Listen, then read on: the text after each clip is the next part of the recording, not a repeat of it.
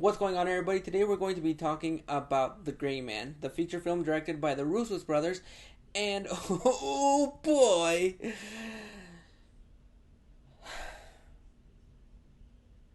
I was moderately excited for this film. I have not been a fan of what the Russo brothers are doing outside of the MCU. Inside of it, they are killing it, but outside of it, they really haven't had the best films. I really did not like 21 Bridges. Extraction did not see, but did not hear the best things about it. I heard mixed things about it. Some people enjoyed it, some people didn't. And even though their names are attached to Everything Everywhere All at Once, apparently they didn't have anything to do with that film. Because even though I'm coming hot off of Hustle, a film that I really liked, I still was very nervous about this film. And even though the Russo's brothers are reuniting with Banana Split, Sunday, Chris Evans, and Kendall Ryan Gosling, and of course my wife, Ana de Armas, they were the only people that I was really excited to see in this film. I didn't know that Billy Bob Thornton was in this film, and I didn't know much about this film because I saw one trailer when I went to go see Hustle, and it went one eye out the other.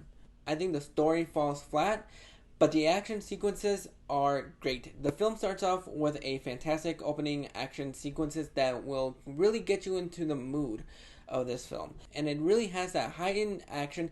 Sometimes we do have a little bit of shaky cam, but thankfully we don't have all that much. And thankfully we're able to see every little beat of action in this film, and that is where the film's strongest suit stands. Sometimes the performances in this film are a little bit over the top and a little bit cheesy. They try to infuse some humor in the film, and it just comes off cringily bad. Kind of like a film that was written back in the early 2000s, and it just does not work. It comes off really cheesy, a little bit cringy, and it just ruined what they were going for. Some of it sometimes worked, but a little bit of that and it just falls flat for me. I was not a fan of the humor in this film, but the action sequences are a lot of fun. The performances are decent, to say the least. I think Chris Evans is a little bit hammy in this film. It did not work for me to a certain extent. I think there are moments where he shines, but then there are moments where it kind of comes off very hammy, and it just does not work for me. Ryan Gosling in this film, big fan, love the abs, love him, can't wait to see him in Barbie. But he was decently good in this film. And in this film, he does a really good job of conveying the actions and the emotions that he has. He plays a bodyguard for Billy Bob Thornton, but once his daughter gets kidnapped, that's when Ryan Gosling's character takes matters into his own hands, and he has to go and get both of them. And they did a really good job of building that relationship in a quick 5-minute moment, and I think that's where one of the strongest suits for this film is. It is a cliched story, a story that you've seen so many times, but there are times when it works and other times when it delegates.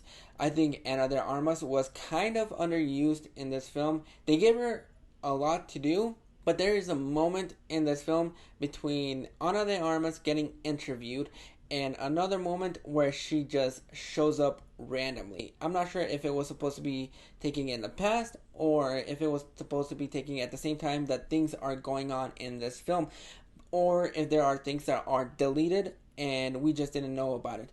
But there is a moment where Ana de Armas is getting interviewed, and then there's a moment where she shows up randomly out of nowhere, and that kind of took me out of the film. She does do a really good job of conveying the action sequences, but I don't think they really gave her a lot to do in this film, which really disappointed me because I love her. I thought she did a really good job in No Time to Die for that limited time that she was in. She could have been used a little bit more in this film, and there are some moments where the action feels rushed and it feels a little bit jarring. And like I said, there isn't a lot of shaky cam, but there is some moments where there is shaky cam. So I'm not sure how people are going to feel about that. But sometimes it did work for me, other times it did not. I don't know why, but I thought going into this film was going to be rated R. Apparently it's not. It's PG-13. So, yeah. The action is pretty well done. I think they did a really good job of filming the actions. It's not like Snake Eyes, where you couldn't see jack shit. but they do a really good job of the action sequences. The cinematography in this film is fantastic, and I like the way that they use the lights in this film and the colors.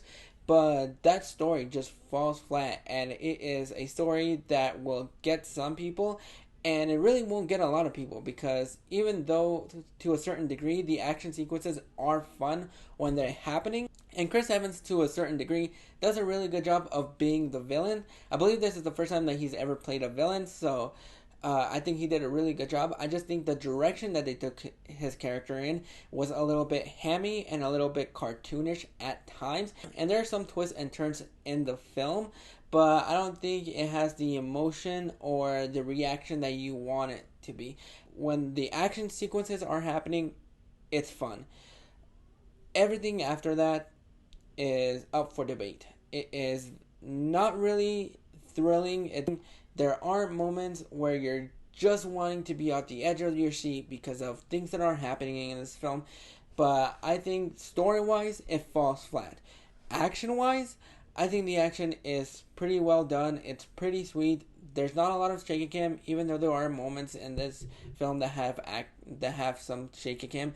But overall, I think the action sequences are a lot of fun. The story delegates, and it is a cliched story that you've seen so many times before that you know exactly where it's going. But I wouldn't say that I had a fun time with this film. I think I had a mediocre time. There were moments in the film when I was just completely bored, but I think it is mediocrely fun. I think you're going to have a lot of fun with the action sequences, but you're not going to be having fun with the entire film as a whole. So overall, I'm going to go ahead and give The Gray Man a 5 out of 10. I think it is a mediocre movie. It is what you would call a Netflix film, but I think if you have fun with the action sequences, that may overshadow the story for you.